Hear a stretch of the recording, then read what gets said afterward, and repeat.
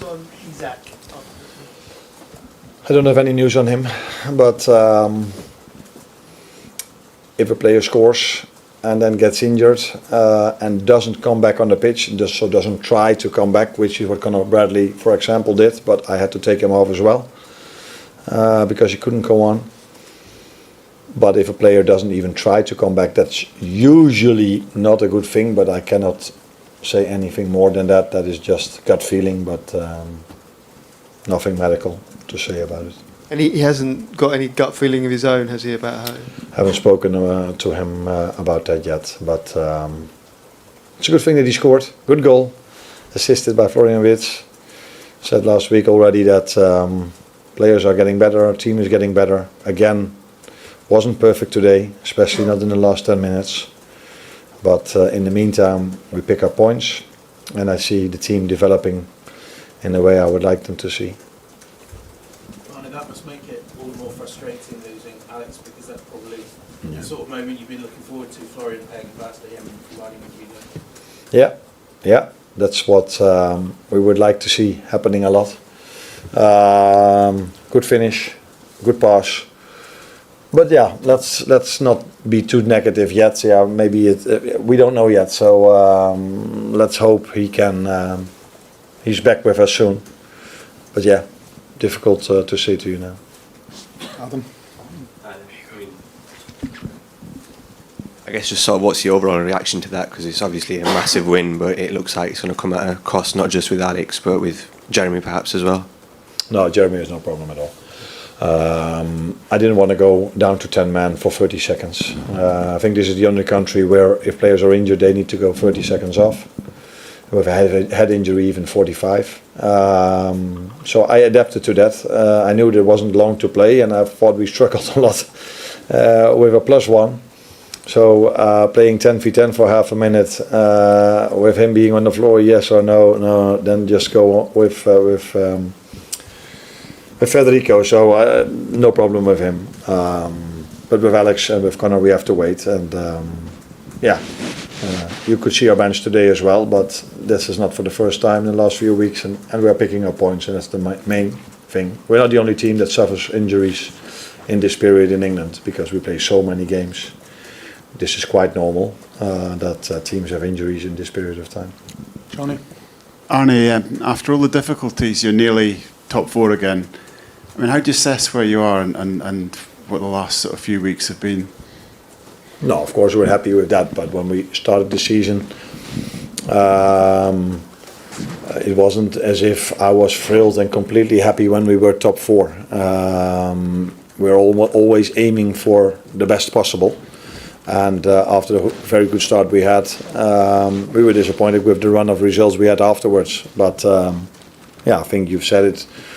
We are now maybe on equal points for top 4, I don't exactly know. But don't forget that in the Champions League we've done quite well with a very difficult draw. I think I see a lot of teams that have hardly a point, but we haven't faced them. So I think it's never been as bad as people said. But it's also true that we are definitely not perfect yet. But we knew this when we made so many changes in the summer that it would take time. Maybe because we won the first 5 or 6 games, everybody thought, this will just go so easily. But as a club, ownership, Richard, Michael, all the other people knew that change could also go with different results, and that is shown to be true. Welcome.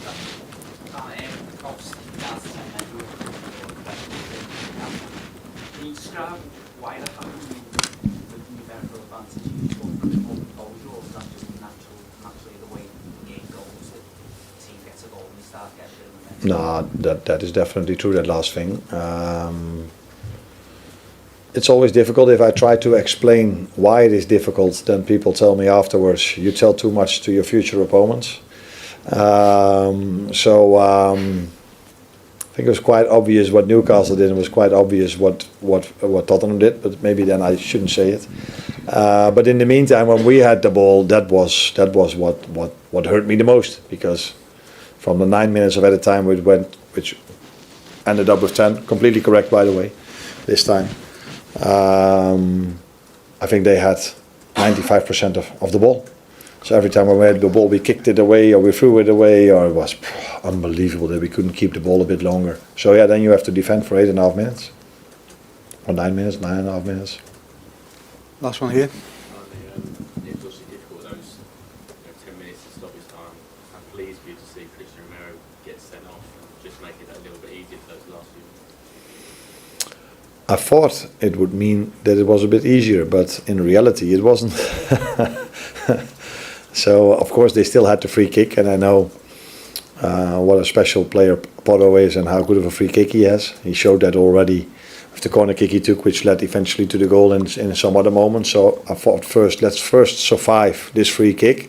And to be honest, I thought against 9 we will probably be able then to keep them away from our goal. But it looked as if we were down to 9 and they were with 11, because it was attack after attack after attack, which didn't lead to a goal.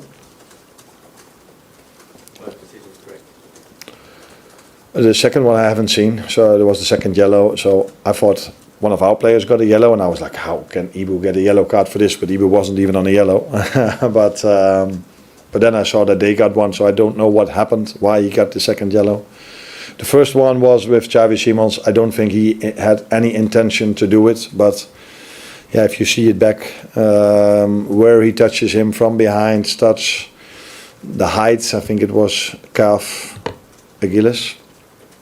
This time, already a few times in games when other teams made fouls like that against us, it didn't lead to a red card. But this time it did, and I think I've seen multiple times that these fouls are a red card. But I've seen this season a few times when other teams made these same fouls against us that it wasn't. So you always rely a little bit on who is the VAR and what does which decision makes the referee. Chaps, thank you. Yeah. Merry Christmas.